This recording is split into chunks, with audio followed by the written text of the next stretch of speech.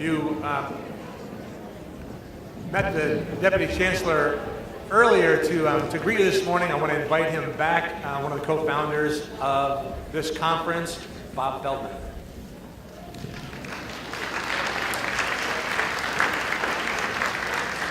Thank you.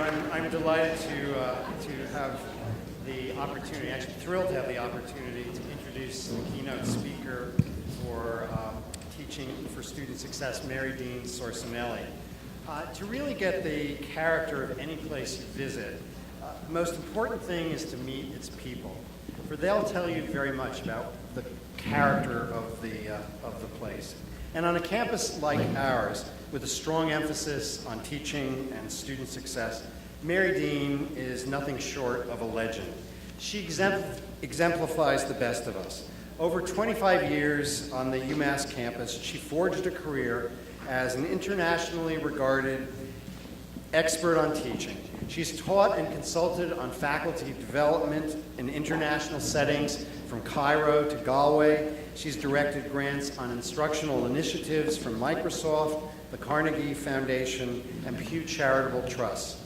In this process, she has become one of our most beloved and respected members of our college community. At UMass Amherst, Dr. Sorcinelli is former professor of educational policy, research and administration, and director of our Center for Teaching and Faculty Development, which he founded. The Center for Teaching and Faculty Development has become a fulcrum for support for all of the dimensions of professional academic life at UMass Amherst, from mentoring to tenure preparation to productive scholarly writing.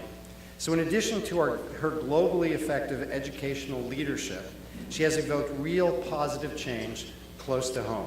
Our campus has honored her for her work with our Distinguished Alumni Award, only one of many awards that she has received. I'm delighted to welcome her back today after her recent retirement from the university. It's actually a little surreal because we celebrated her retirement at a wonderful event only yesterday afternoon, so she hasn't been away all that long. Mary Deane is currently Distinguished Scholar in Residence at Mount Holyoke College in South Hadley, a fellow member of our 5-college consortium, so I'm happy to say she's still in the UMass extended family. And I must admit that I always secretly wish she would be a member of my family, so when our kids dated in middle school, I thought that might actually come to pass.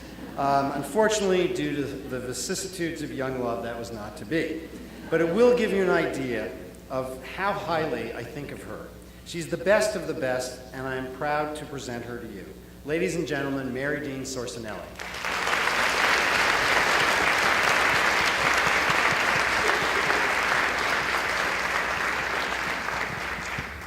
Thank you, Bob, for that very gracious introduction. And yes, we worked on our kids for several years. It just didn't quite work out. We wanted to be in-laws, and they still communicate all the time, though, the best of friends.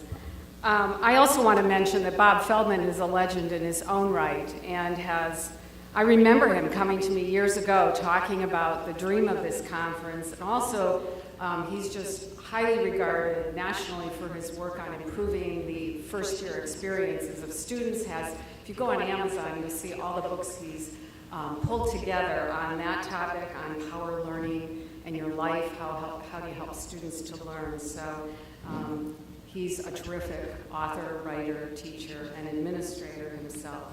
And I just want to give some credit and a nod to Mark Lang, who has pulled this whole 350-plus initiative together.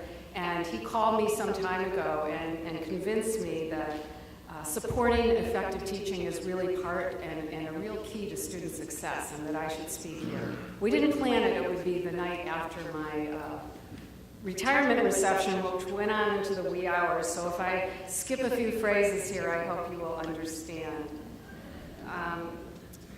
So we're going to talk about evidence-based teaching, and I just want to front it by saying, because I've done some work globally in the United States and around the globe, the stakes are really high for the future of teaching and student learning. And as a faculty developer, I have observed countless teachers trying out evidence-based strategies in their classroom.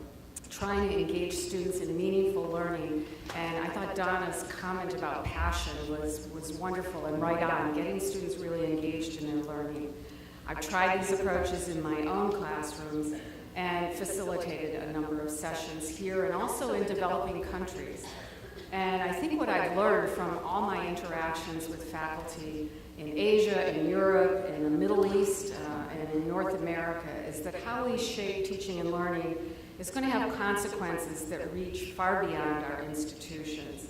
And if we can promote evidence-based teaching with its emphasis on engaging students as a community of learners, it's going to nurture a climate of personal and social responsibility that's critical to the flourishing of every society. And involving learners in actively processing information rather than simply memorizing facts is going to foster the kind of problem-solving, creative thinking, and innovation that's essential to our collective future. Now, in this session, we're going to be focusing and exploring on how do we do that on U.S. campuses, but I really wanted to put it out there that in many ways, we're all in this together all around the world. So what are we going to do this morning? And I know I stand between you and your lunch, so we're going to move really steadfastly through these goals. I'd like to identify, set a context for promoting evidence-based teaching, have you think a little bit about the multiple factors that influence faculty members' teaching decisions, whether they decide to use innovative approaches or not. And that came up this morning in Donna's talk. We're going to do some interactive activities here. You can't go to a session on active, engaged learning without doing that. We're going to explore some key barriers and factors that make investment in evidence-based teaching approaches more likely, and hopefully share some best practices. There's a lot of wisdom in this room, so I'd like to spend some portion of the time drawing from your experiences and wisdom and knowledge. So I thought we should start out and kind of frame what is evidence-based teaching. And it turns out the phrase covers a very large domain. There's a lot of definitions of this kind of teaching, many different strategies, which are labeled evidence-based teaching or learner-centered teaching or active learning. And it's really challenging to even attempt a definition. So what I have found helpful in my own work and when I work with faculty members is this list of key ingredients of learner-centered teaching, which is evidence-based. And it's by Mary Ellen Weimer. And if you've heard her as an author, or she's a wonderful author of books on teaching and learning, has a brand new one out, has been a teacher, directed a teaching center. She says it's teaching focused on learning. And the central concern of the teacher is what students are doing, not what the teacher is doing. And it's engaging students. You can see these verbs in the hard work of learning. It's motivating them by giving them some control over the classroom. They're solving the problems. They're leading the discussions rather than the teacher. It encourages collaboration and group work, connecting with each other, whether virtual or real. And I think important point, promoting students' reflection about what they're learning and how they're learning it. I would add in there promoting teachers' reflection of what they're learning and how students are learning. So it's basically a teaching that occurs when students are doing more than just watching and listening to the instructor. When they're engaged, thinking about higher order tasks, applying analysis, and doing less memorizing and listening. And what are some of the approaches? I'm not going to read all of these. I think many of them will be familiar to what you're doing in your own classrooms, or if you're not specifically in a classroom, the related work that you do with students in residence halls as an advisor in your many roles. I do want to point out the first two on this list. The most robust research has been conducted on active learning and on discipline-based learning. And I think many of us are familiar with active learning, either strategies to engage students in large classes, student engagement in small group activities. If any of you have ever used classroom assessment techniques like a minute paper, the muddiest point, concept maps, group quizzes, think, pair, share, exam wrappers, all of these are forms of active learning. And as we look at discipline-based active learning, there's amazing stuff coming out of physics, chemistry, On our own campus, we've just built 7 team-based learning classrooms where students actively work in teams and kind of flip the classroom where it's a lot of group work. We use clickers. I'm sure many of your campuses, you've heard about the student response systems to get students engaged. And research shows that these approaches are linked to important student learning outcomes, especially developing more positive student attitudes towards learning, which we heard this morning was important, fostering a deeper approach to learning, improving skills like critical thinking, applying knowledge, etc. So I'm going to have you take a little break here, and I'm only going to give you about 4 minutes, but just to kind of get us on the same page, I want you to turn to 1 or 2 other individuals. If it's one other, you'll have more time to talk. And just talk a little bit about what's been your own experience, given what I just overlaid as active, engaged, evidence-based learning. What's been your own experience with active, learner-centered teaching approaches? And I'm saying teacher in the broadest sense for all of you. We're all teachers, whether we're in a classroom or otherwise. What's worked for you, what has not, what have you seen as the benefits, what are some of the challenges and struggles? So you have about 4 minutes to turn to someone and talk a little bit about your experience with these kinds of approaches to teaching and learning.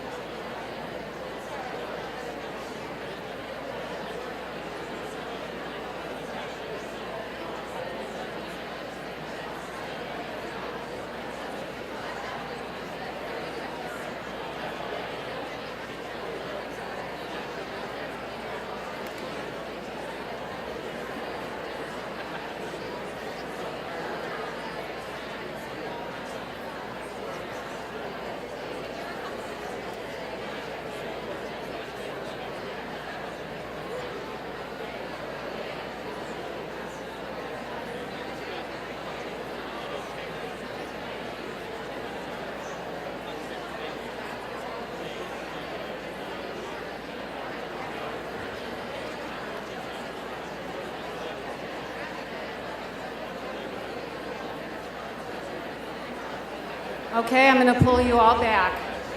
Time is up. Time's up. Okay, come on all back. So I'm going to ask you to hold on to those experiences because we're going to come back to them very shortly. But if we had an hour and a half or 2 hours, I'd be out on the floor talking to you. But hold on to those because we will come back to them in the next reflective exercise, for which you'll have a little bit more time. So I hope this was helpful to at least get a framework of what's happening in your own classrooms and in the other venues in which you work. I'm going to go back to that earlier slide where I talked about there's been some research on what actually helps students to learn. And there actually has been an explosion of research on how students learn. And you can see some of it coming up here on the screen. How people learn, the new science of learning, learning and motivation in college, how the brain works. So there's been quite a lot of research in the last decade or so of how students actually take in information and how we can translate that into better teaching practices. Which brings me to the next slide, which is the explosion again of literature on how we can take learner-centered practices and bring them into the classroom. So how do you transition from a more teacher-centered classroom to a more student-centered classroom? And many of these books have very concrete strategies of small things you can do to take risks and try things out in the classroom. And then finally, I'm not going to spend a lot of time on these, but there's also been national calls for change, including right up to the President of the United States. And all of them articulating, do we have the best quality of undergraduate education? Do we have enough college graduates? No, we don't. And is the level of student learning achieved by college graduates what we want it to be? Many of these conferences have actually, in the past, talked about these issues of achievement and what students are learning. So I just tossed up two examples, one by on my left, Derek Bach, and on the right, Jeffrey Salango, who is the editor of the Chronicle of Higher Ed. Derek Bach is obviously the former president of Harvard and is really a national educator.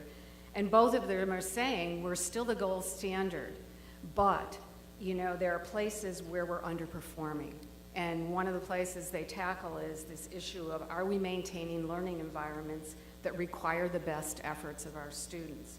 And then in the center, I just pulled up a new report to the President of the United States called Engaging to Excel. I mean, really the word engaging, active learning. There are a lot of recommendations in it, but improving teaching and learning in the early years of college, and they recommend the widespread use of empirically validated teaching approaches. So lots of national calls for change. And yet, a more passive approach to learning has survived. If you read this quote, and I like the last line in particular, the last two lines, the lecture has survived despite the invention of printing, television, and computers. Will they survive the web? I mean, my thought is, well, yeah, I think a lot of them have survived the web. We've simply co-opted the web and used it as a medium for lecturing. Lots of MOOCs. I mean, if you go on the internet, you can watch a lot of lectures. And that's probably because lectures are good for some things. I mean, here I am up here lecturing, presenting up-to-date information, summarizing materials scattered over a wide range of resources, and then focusing students in on fundamental concepts. And if you're a fantastic lecturer, motivating your students to learn. But sometimes lectures are spent where we're stimulating our own learning, much more so than the learning of our students. We're delivering the content, we're leading the discussion, we're reviewing the materials, we're offering the examples, we're solving the problems. And that's our job, right? This is what teachers, certainly what teachers have done in the past. Now, what's the survival rate of lectures? Well, they have not been voted off the island yet. There is some good news. There's a survey of faculty given to about 28,000 faculty in almost 500 institutions every decade. And the good news is there has been a self-reported by faculty increase of the use of class discussion, cooperative learning, student presentations in all or most of their classes over the last decade. And yet, extensive lecturing remains stable. About 43% use it in all of their classes, or most of them. And if you look at the STEM fields, science, technology, engineering, and mathematics, it's 60%. If you look at the gender difference, it's high as 70% of all lecturing in all of my classes. And certainly you can see gender and field differences there as well. So here's the fundamental question, and one we're going to talk a little bit more about very soon. We know a good deal about how students learn. We know what works pedagogically to support learning, but evidence-based approaches are only useful if faculty know about them and can use them. And so the question is, what motivates faculty to adopt learner-centered pedagogy, and what supports them in doing so? Well, one issue that we have to face is that change is hard. And it's hard at the level of teachers and students, and I'm sure you've heard stories or experienced this in your own class. It really changes the role of the teacher. You know, you've heard the sage on the sage versus the guide on the side versus the sage on the stage. And practicing facilitation in the classroom is anything but simple. It's hard work. Authority. Teachers have enormous control over what happens, the learning processes of their students. They decide what students will learn, how they learn it, the pace. They establish the rules. They certify whether or not you have learned. And so the challenge is, how do you find strategies and ways that give students some control and responsibility, commensurate to their ability to handle that kind of responsibility? These are big questions in and outside of the classroom. I think content is probably one of the strongest barriers to change. Teachers have lots of content to cover, and if you have a learner-centered course, you're covering content, but you're trying to figure out, how do I use that content versus cover it? And that takes time. And finally, the one thing that students do have control over is deciding whether or not they're going to learn anything.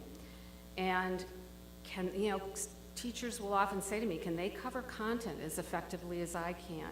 Or will they be resistant to active learning processes? Is it safer to be in a more passive environment? And I think some of our students would say, yes, it is. And so there is this nurturing of active, engaged learning for both students and teachers. But change is not just about pedagogy. At the core is pedagogy, but to successfully institutionalize the use of evidence-based teaching practices wherever you practice them, what's necessary is scaffolding or support for faculty and students and larger cultural change. And this is really the issue that I'd like us to grapple with for most of the rest of our morning time together. And what to me is exciting at this moment in time is there's a whole range of frameworks being created to try to understand systemically, how do we change undergraduate education? And all of them reflect that there are multiple factors that affect a single faculty member's decision about their teaching and how they will teach. And this is a fairly elaborate diagram, and so I'm going to go through it very quickly because I think you'll get the gist of it quite easily. And it actually suggests that change needs to happen broadly and at a number of levels. So that inside circle you're looking at is the faculty member. I probably would put students in there as well. You know, what's their prior educational experience that they're bringing in? Are they prepared for teaching? Have they had any experience in teaching? This is an issue for new faculty. Their discipline, their career stage, and finally their interest in teaching. And this came up this morning, and I remember a talk on our campus with the most renowned teacher at the University of Massachusetts. He had won Best Teacher in the Valley, the Case Professor of the Year Award, Distinguished Teaching Awards, and they asked him, you know, if you put it right down to the fundamentals, what makes you a good teacher? And I never forget his response. It was, I like my students. And there's much more in there than I like my students, but fundamentally, I am motivated and interested in my students. I want them to learn. And I think that's a huge piece for the faculty member. The middle circle, I'm going to come back to very quickly or very soon, but that's your department, your unit, your college, your institution. There are either barriers against making positive change that will discourage faculty from using evidence-based teaching, or that there can be scaffolding there to support better teaching. And then finally on the outside are the outer circle, all the outside external contexts that affect faculty and their curriculum and their teaching. And there are increasing pressures, as we all know, from employers, from the government, from accrediting agencies, from scholarly associations, the American Association of Universities, AAC&U, which I know many of you, or a lot of us belong to as well. There's a lot of pressures coming in on institutions to change in terms of their teaching. So what we're going to do, because some of you are not classroom teachers, you reside elsewhere in the institution, but all of you belong to either departments or units or colleges or institutions. And because these middle circles have been of such increasing interest to researchers and practitioners, they're interesting to me as well. They are key to change. You know, we have to look beyond just the teacher and the student. And so I thought it would be really interesting to focus here. And I'm going to go around them very briefly to give you an overview of what we know from the research, what are the key levers that are either barriers or facilitators of change, and then we'll go to our next interactive task, unless you have any questions. So we're going to go around clockwise, and the first one is faculty professional development. Faculty need to be active learners themselves about teaching. And so faculty development can be one powerful lever for enhancing faculty interest in evidence-based teaching, but also their sense of efficacy in using practices. Resources is the next one. Faculty need resources that can accommodate the time it takes to incubate, to consider, and to sustain good teaching and new pedagogies in the classroom. They need learning tools, accessible technologies, and so on, spaces. 3, faculty need visible leadership commitment to innovative, student-centered teaching. Are we hearing and are we seeing strong support for teaching that comes from our leaders at all levels of the institution? And I'm talking about, you know, post-tenure faculty, senior faculty, and chairs, and associate deans, and deans, and provosts, and chancellors. We really have to hear that message all the way up. And finally, the reward structure can serve as a key lever related to faculty members' decisions. By reward structure, I mean tenure, promotion, salary, merit. But to be honest with you, it can be even informal things. I know as someone as a director of a center, every year for everyone who wins our Distinguished Teaching Award and our college awards, which are the highest awards for teaching on campus, I send a personal note of congratulations. I can't tell you how many times I've been told by winners, you're the only person who sent me anything. Nobody in my department said anything. My department chair didn't even announce it. I mean, these are campus-wide high honors. So sometimes it's symbolic. It's not necessarily cash in hand. It's feeling you're respected and recognized as a good teacher. I could say more about that, but I won't. But I think I've now set enough context, I hope, for you to be able to be put to work. And as I said, I hope you didn't imagine that you would go through a session on active learning where you didn't get actively engaged in learning.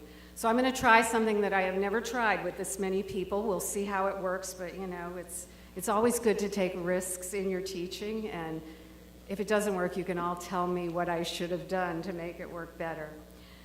What you're going to have at each of your tables is a data set. It's a small set of data. You'll see it clipped in the middle of the table. You're going to pass it out. There's a group up here who has faculty professional development. I think a group over here is going to have resources and work allocation. The 2 groups in the back have academic leadership and the reward system. So these were those 4 levers of change you saw in the diagram. And what you're going to do is read the little bits of data that I've pulled from current resources on what we know changes effective practice. And you're going to talk about them in small groups at your table. If you can all talk in one group, that's great. If you need to divide because there's a lot of people at the table, that's okay too. And the questions you're going to be asked are, how do these data square with your experience? And even more importantly, is there anything in your unit or on your campus that's actually encouraging the strategic use of this lever of change? And that's what I really want us to be hearing from each other, not all the barriers, because we hear about that every day. I want you to be thinking about, what are some good ideas? What are some experiences that have been positive in encouraging and sustaining engaged active learning among our students? And I know there are people from student affairs, so you can think about outside of the classroom, which will inform me. I've been on the academic side of the equation in my career, so would love to hear from your side of the equation as well. And if we have time, I have some PowerPoint slides with some of the research on each of these, but it's fairly self-evident, and I'd really rather, I'm guessing we're going to touch on a lot of that in our discussion. So you're going to read this. I'm going to give you a chunk of time to talk, and then let's see what we've got here. What do I have? Yeah, I'm going to give you till 12:20. So you're going to have about at least 15 minutes as a group to talk, and then we're going to come back together, and I want you to be prepared to share one thing you would most want us to hear from your discussion, and we're going to have some mics and try to get some of the creative ideas that are occurring on your campuses that we can learn from each other in this exercise. So get your handout, read it, and then come together to talk about, you know, what are we reading about here and what do we do about it? What are some good ideas? Well, we know there are teachers who do active learning with 350 students, so this can be done. Maybe I'll just start by saying what we've all, whoops, it just moved. No, it's not gonna move. Maybe it's too far away. We've all been really looking at a much more systems approach to making change. And we know that multiple levers are much more helpful than a single level of change. So, you know, you might have great faculty development on your campus, but if you don't have leadership support, you're still missing a key component.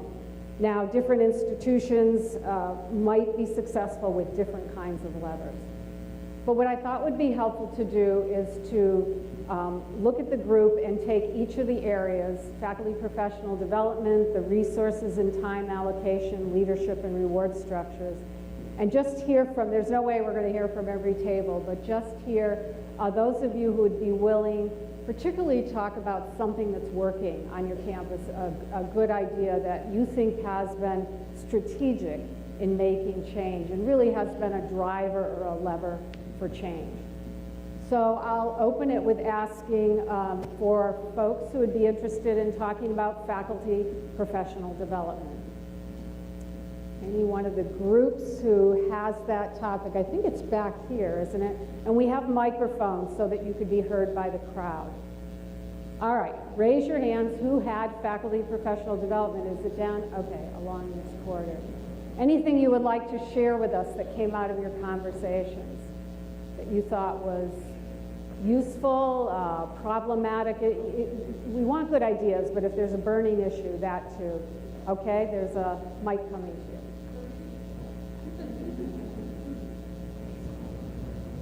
Hello. And you're from? Okay, got it. We told many stories. I just want to make sure I have the right one. We talked about how in the responsibility for teaching graduate students how to teach, basically it falls onto the responsibility of the departments. And so in sociology, we've instituted a mandatory how to teach sociology for all of our graduate students.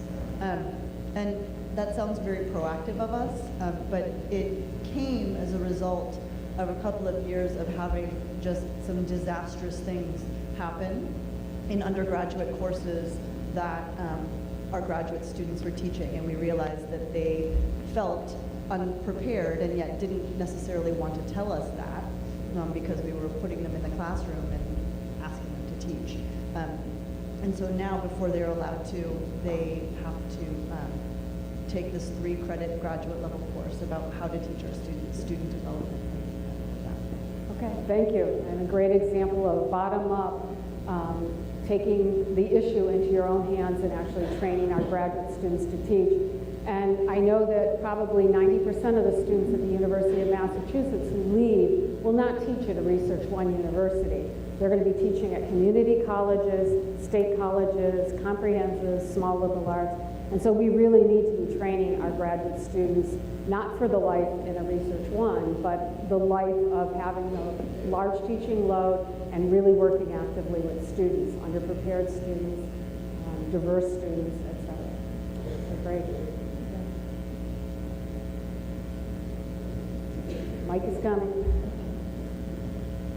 Hi, so one thing that we discussed at our table at Bridgewater about 10 years ago, we changed our core curriculum, and that was the time that our faculty development really took off. And the reason that happened was that the faculty decided to make writing not the responsibility only of the English department, but a communal responsibility. And that required a bunch of us, I'm a physicist, to learn how to teach writing. And so by having the faculty had made a change around the core curriculum, and then that required us to develop ourselves. And that, when the energy came behind the faculty development, that sort of put two things together, both the resources for faculty development and the need that came from the faculty for faculty development. Great, thank you. One more from the faculty professional development, a lever for change.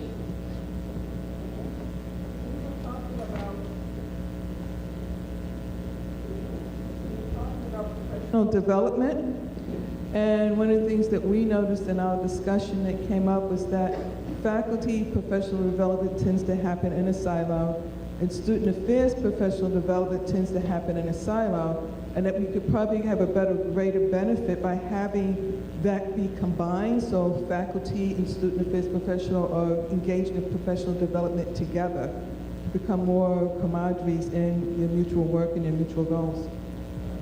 Great point. We've been trying to rethink our new faculty orientations where that actually would happen, where they hear more about what students' lives are like outside of the classroom and how that integrates with classroom work. So lots of approaches like that I think would be useful. Okay, let's move on because we're limited with time to the next lever for change. And these, I'll make sure these are posted, the other suggestions that come up. I do want to say that one of the most research effective faculty professional development approaches is learning communities of faculty coming together for an extended period of time to talk about teaching and learning, bond with each other, really peer learning, much as we do with students, with faculty. That has really shown to be a lever for change. Okay, the resources and work allocation group. Where is that in the room? Resources, work allocation? Okay. Any best practices or issues you would like to raise? And I think there's a mic over here.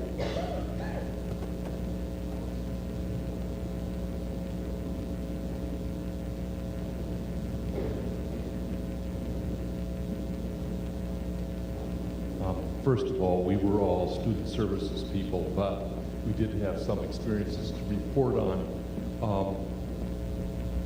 A couple of years ago, and this is the second bullet about change is difficult and you need some sort of process to support that.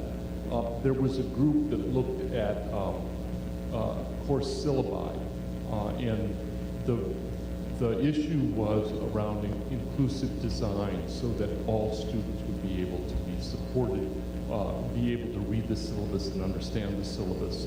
And so there was a small grant that was obtained, and a group of faculty members worked together and with each other in terms of transforming their syllabi to meet the inclusive design standards. And that really took. Those professors that were part of that were able to maintain that and be coaches for other new faculty coming on who had to build and design syllabi that met those standards. Great, thank you. One other, any creative, yeah. So you're definitely right, Mary Deane, the idea about these faculty learning communities being the key thing. One thing to think about, though, when you think about actual implementation of change in your classroom is the issue, what are the expectations of the students who are in that classroom? So teaching chemistry, the expectation is that they come to my classroom, I tell them what they need to know, I give them an example problem, they go home, solve that same problem with different numbers, and that's success. If that's not how you're going to teach your class, you need to educate your class about why you're doing something different. So I think all of these strategies are super effective, but we need to teach our students why we're doing that. So don't just think about yourself, think about how you have to educate your students to buy into these new strategies for teaching. That's going to help them understand what you're doing and help them be more effective. And I think this ties into the role of people outside of the classroom because, right, if you work with students, what happens outside of the classroom that reinforces what you're trying to do in the classroom? Because some of the activities, as you mentioned, are flipped. You know, they're going to be happening not exactly in the classroom. But I think your point about students' responsibility for learning and actually teaching them the skills of how to best learn is part of the equation. Thank you. And one thing that has come up a lot in the research around workload allocation is it takes time to use these strategies, and how is there any way we can think about workload assignments or release time or a different number of course preps so that faculty actually have time to invest in learning these strategies. And again, learning communities can be one way of brief moments of time over a semester or year or an intensive institute where people carve out time to actually learn about teaching and student learning. Let's see if we can move to the next one. The levers for change for academic leadership. Any table that's doing some interest, I think they're over here. Yeah. Any good ideas that you would want to share with us? This group is looking scared because they have the dean at the former dean at the table. One good idea: we're lost at academic leadership.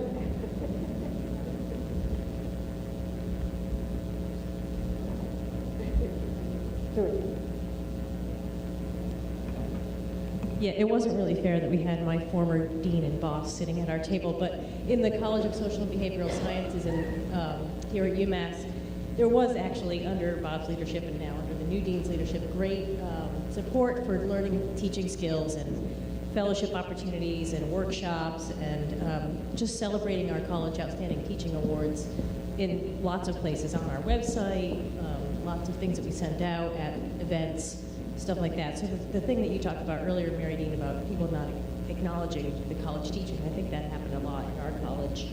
And I'm probably forgetting other things. We have a mentoring program for faculty that come in that happened under Bob's, Dean Feldman's leadership, and also through the Center for Teaching. So I feel like there was a lot of things happening in our college that other colleges could try to do.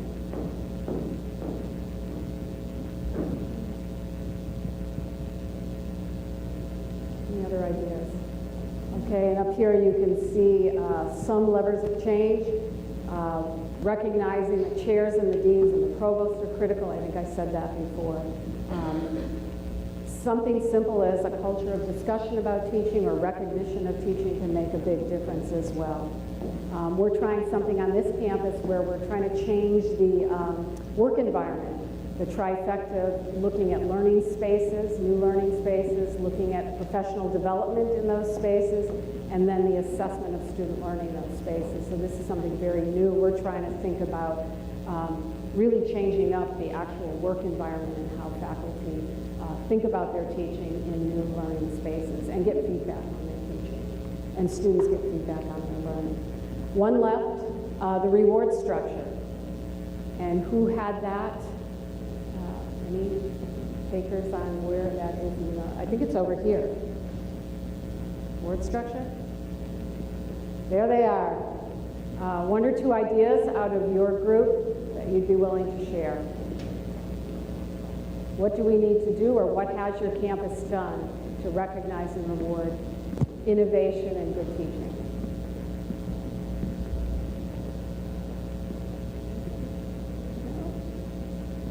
I can see lunch is really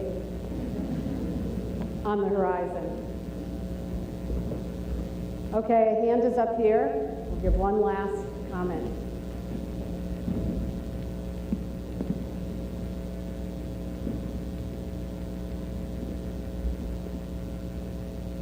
One discussion that we had at our table was that the salary really went into a lot of like a motivating, and we had discussed that a lot of that is contractual, especially in a union environment. You can't really do a lot as far as compensation, money.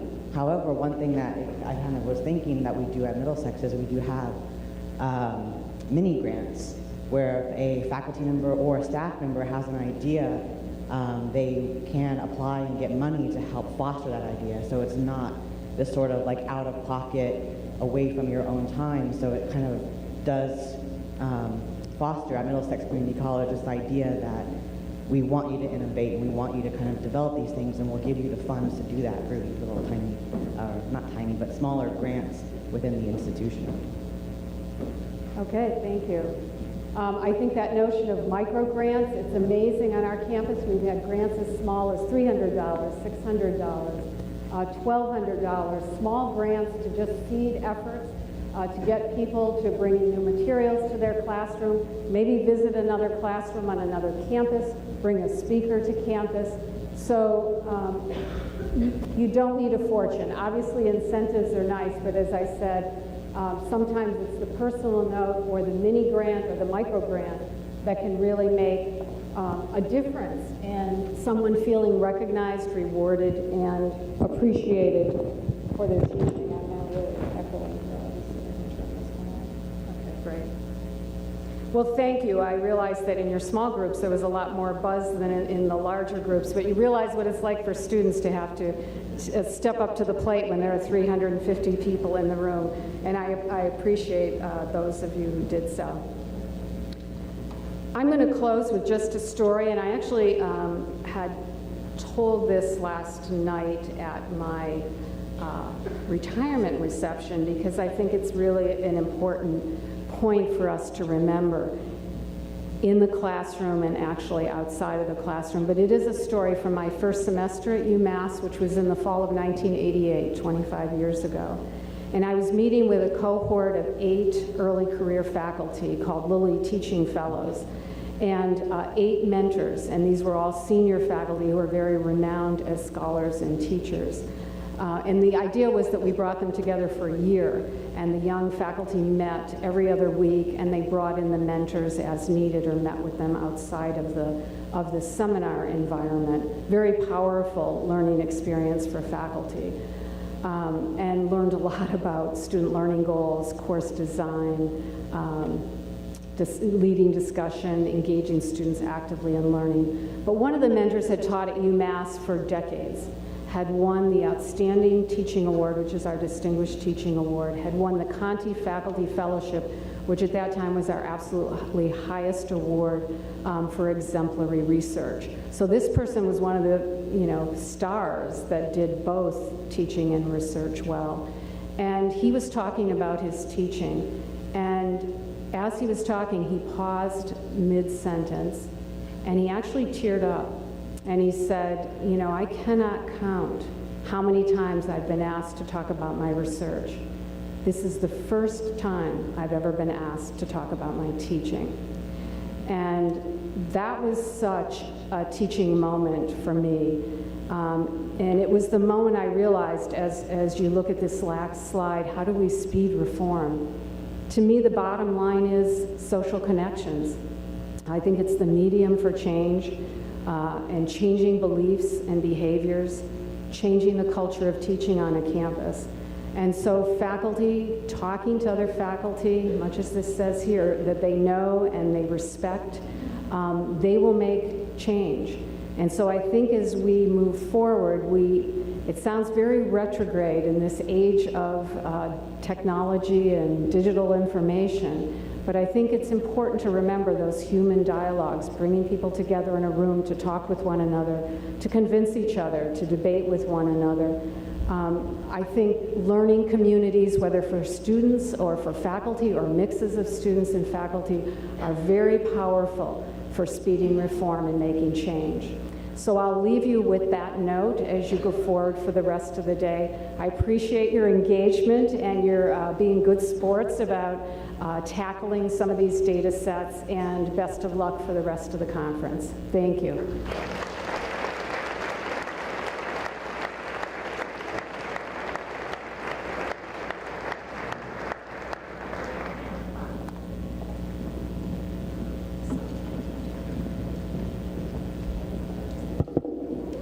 Thank you, Mary Deane. There is a reason why she's revered on this campus. Could we just show our appreciation one more time for your time with us?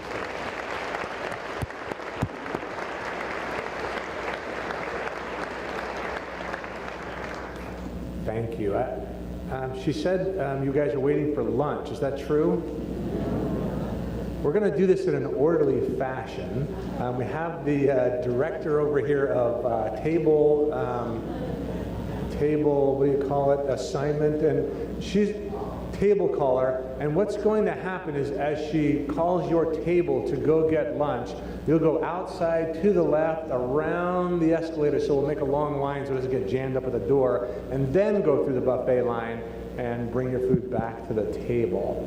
And when we've had enough lunch, we'll give you some instructions for the rest of the afternoon, but if you follow her lead, we'll get you out the door.